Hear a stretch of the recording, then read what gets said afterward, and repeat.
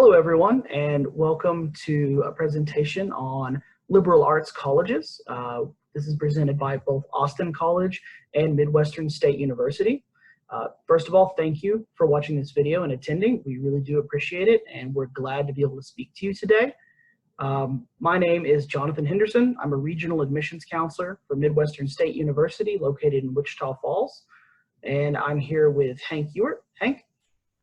Hi, my name's Hank Ewert, and I'm Executive Director of Admission for Austin College, and I'm in the Central Texas Regional Office in Austin.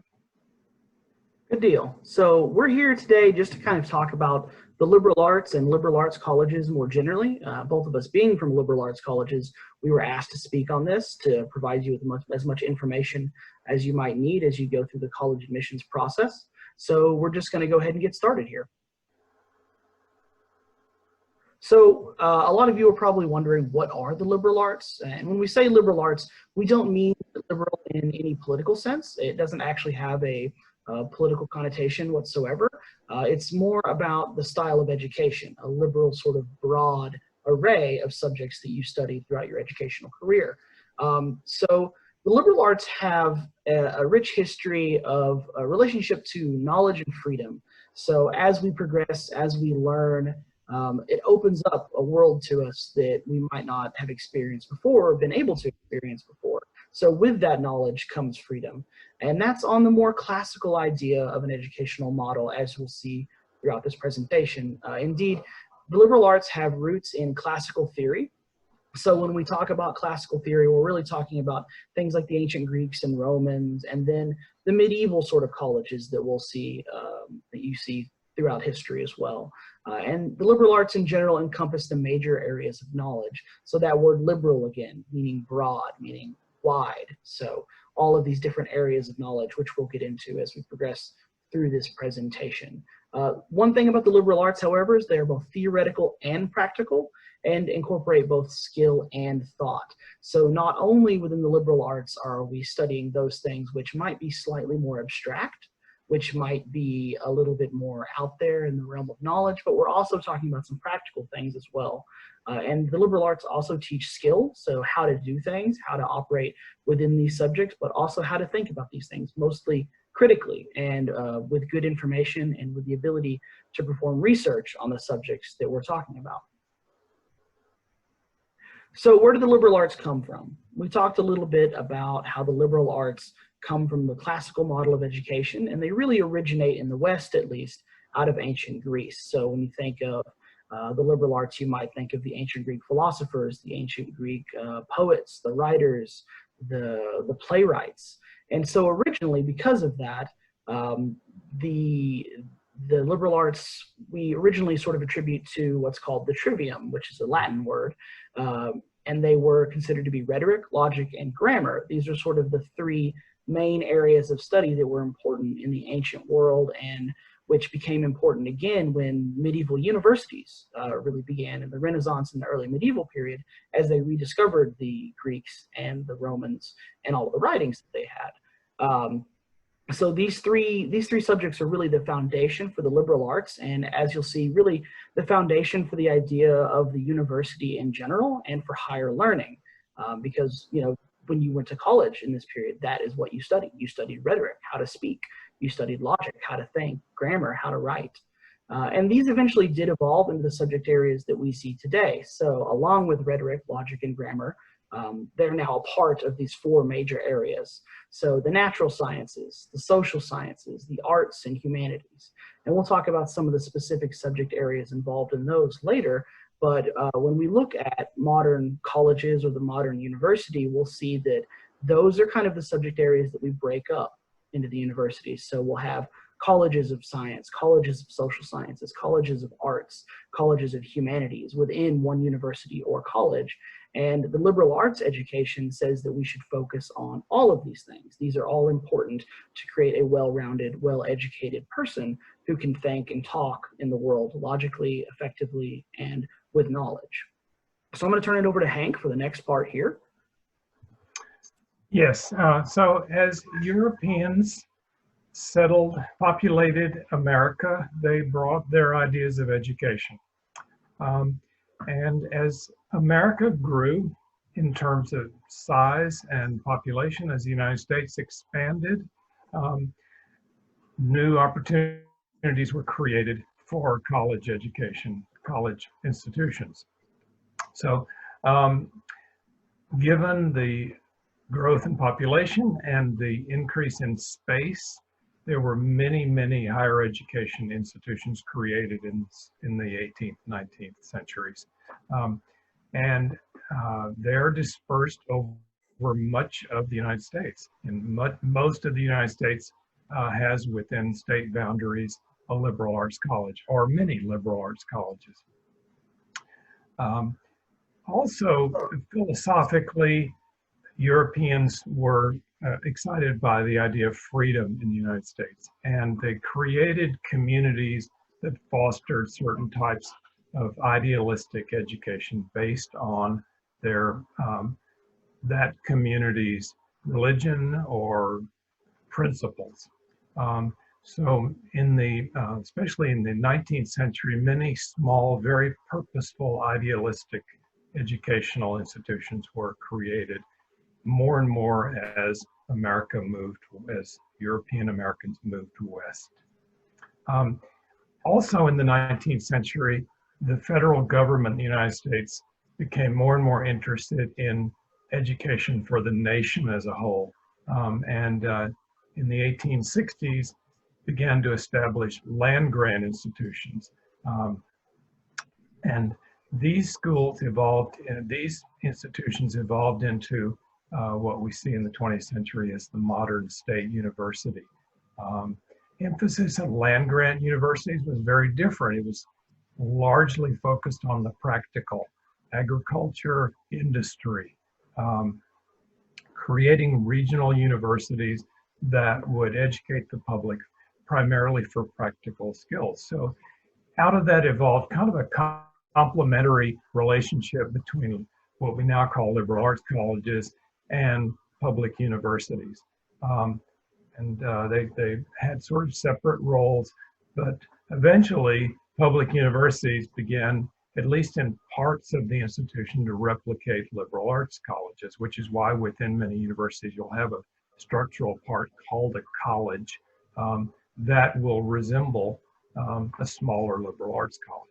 Another interesting thing that happened in the 20th century was the increase in selectivity of colleges with academic quality and prestige. As the population grew and more people were trying to gain access to the existing number of colleges, colleges simply couldn't handle all the numbers. In the 19th century, colleges were generally not selective at all. Even what are now the Ivy League colleges admitted a very, very high percentage of their students in the 19th century. And they were small, but they still admitted a very, very high percentage of their candidates. In the late 1880s, Columbia College, now Columbia University, had an entering class of about 90 students and had an admit rate of close to 100%. Okay, let's move on to the next section. All right, so what is a liberal arts college? Nowadays, we generally categorize liberal arts colleges as having a small to medium size, rarely over 5,000 or 6,000, and many of them with many fewer students than that, a comprehensive curriculum with balance.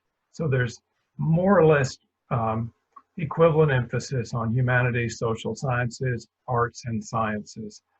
Definitely a focus on undergraduate students. Liberal arts colleges tend to have fewer graduate programs, some don't have any, and to focus on the experience of the undergraduate and not see themselves as graduate programs that happen to have an undergraduate part. Liberal arts colleges are characterized by careful and thorough advising of every individual student. That is a defining characteristic for sure. And a sense of community. In many cases, liberal arts colleges have a high percentage of students living on campus.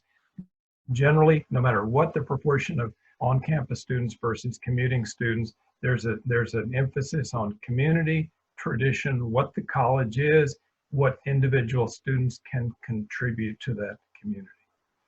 And we've given you a few examples of liberal arts colleges in different parts of the United States. The greatest concentration is in the Northeast, and in this list, Amherst College and Swarthmore College are example of Northeastern liberal arts colleges.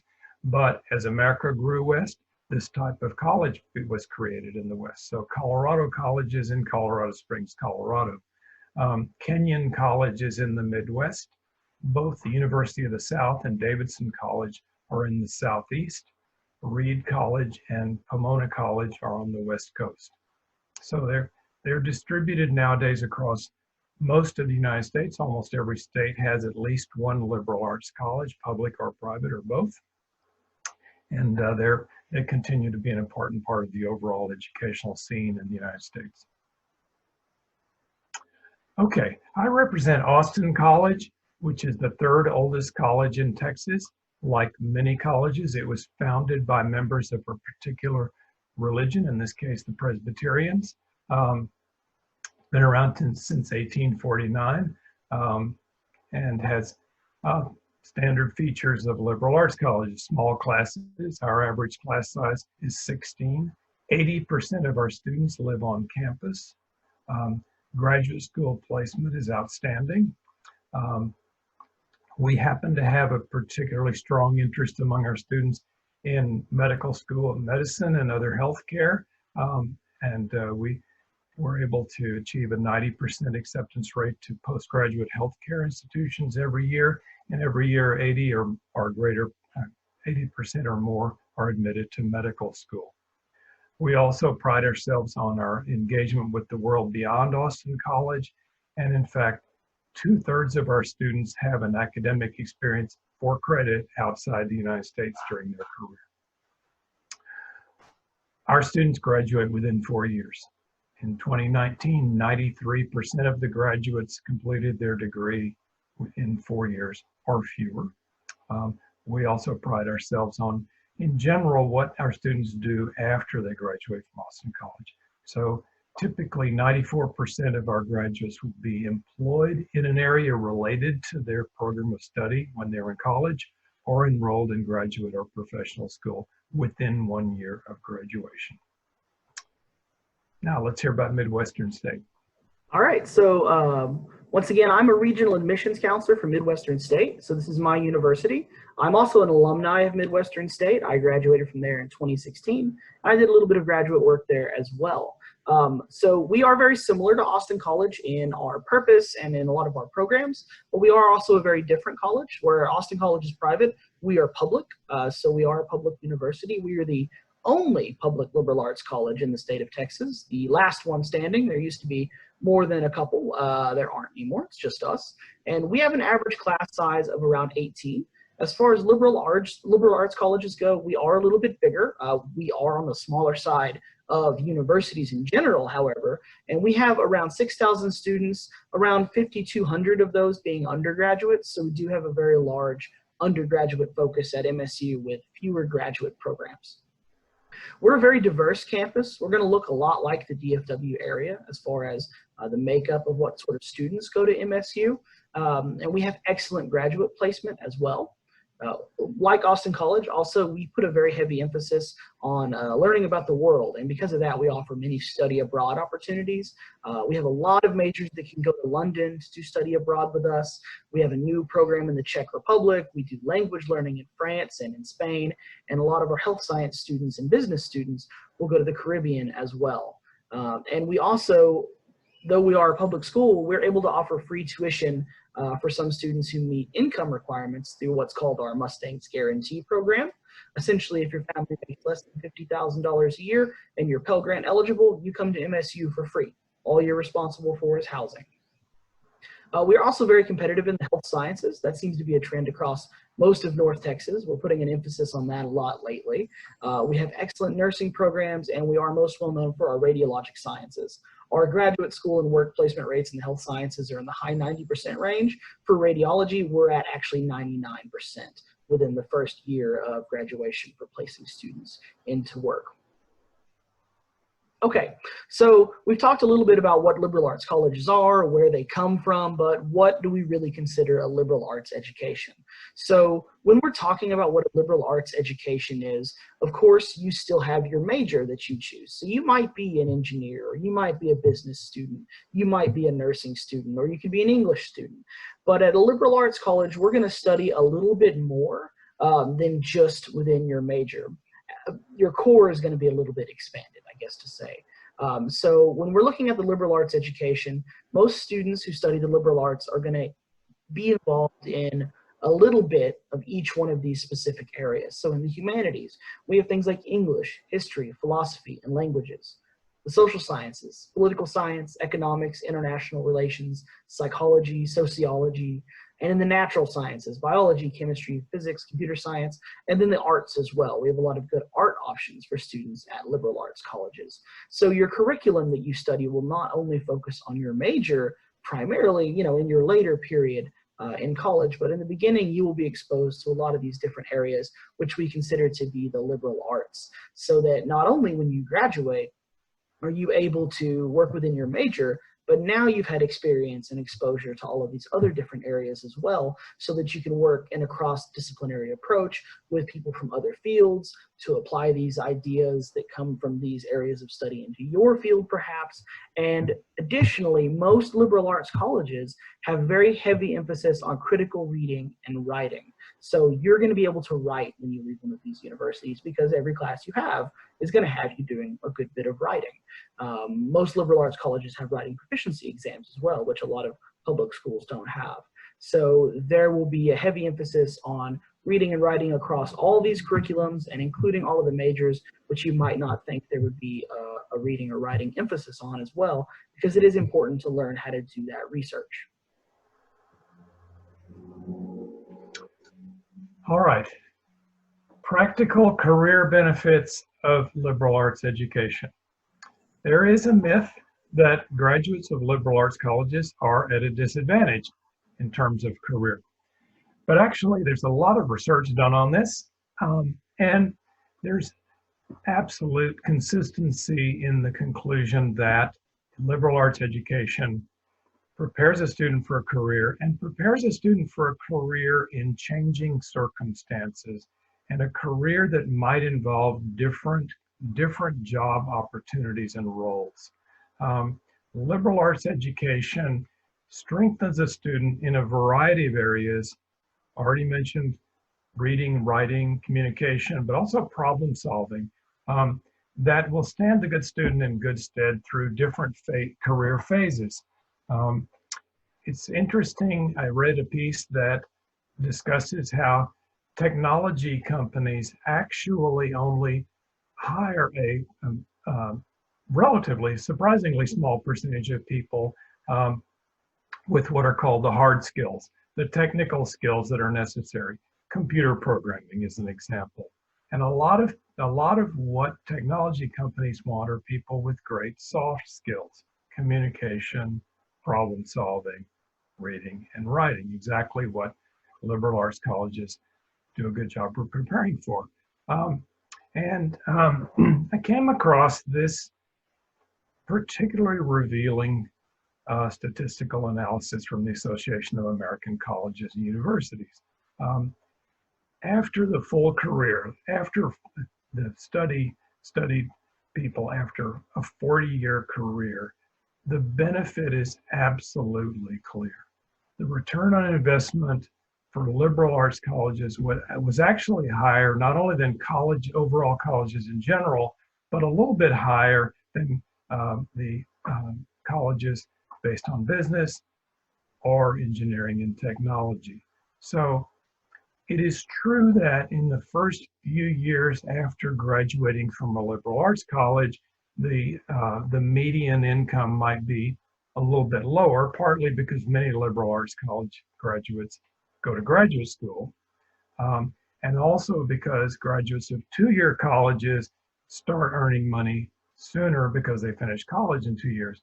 But if you look at the arc of the whole career, liberal arts colleges prepare people for high wage earning as well or better than other types of institutions. All right, so we really appreciate you joining us for this presentation on the liberal arts. And just one final reminder of who we are and how to get in contact with us, because, you know, if you like what you heard today, if you're interested in one of our universities, you should reach out and talk to us. So my name is Jonathan Henderson. Again, I'm the Regional Admissions Counselor for Dallas, East Texas, Houston, and the Midwest for Midwestern State University. I live in the DFW area, so I'm always available to talk to people, especially from Uplift. My office number is 972-410-0126. I know right now you're probably watching this during the pandemic, so there's no one in our offices, but it'll redirect to my cell phone, so feel free to call me anytime you like. And my email address is up here on the screen. It's just jonathan.henderson@msutexas.edu. I'm always happy to hear from students. I'm always interested in answering your questions and helping you through the college admissions process. And if you have any questions about what we talked about today or questions about my university in general, just feel free to reach out. I'm almost always available to talk to you. And I'm Hank Ewert. I'm Executive Director of Admission at Austin College. My email is on the screen, hewert@austincollege.edu.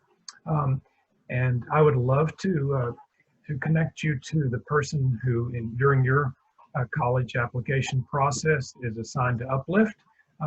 You can always contact our office at the telephone number on the screen, 903-813-3000, or email at our admission office at admission@austincollege.edu. We hope that you will investigate Austin College, and we're pretty sure that it'll be a great fit for many of you. Thanks so much. And remember, both of us, our universities are pretty close to where you live. So there's no reason once the pandemic and the whole COVID thing is over not to come visit us. So yes, please come visit. Sherman, not too far away. Midwestern State over in Wichita Falls, also not too far away. We're both an easy day trip. Come check out our beautiful campuses, and we would be happy to have you, especially in the fall when things open back up. So once again, thank you. We look forward to hearing from you, and good luck on your college search. Yes, thank you, and please keep in touch.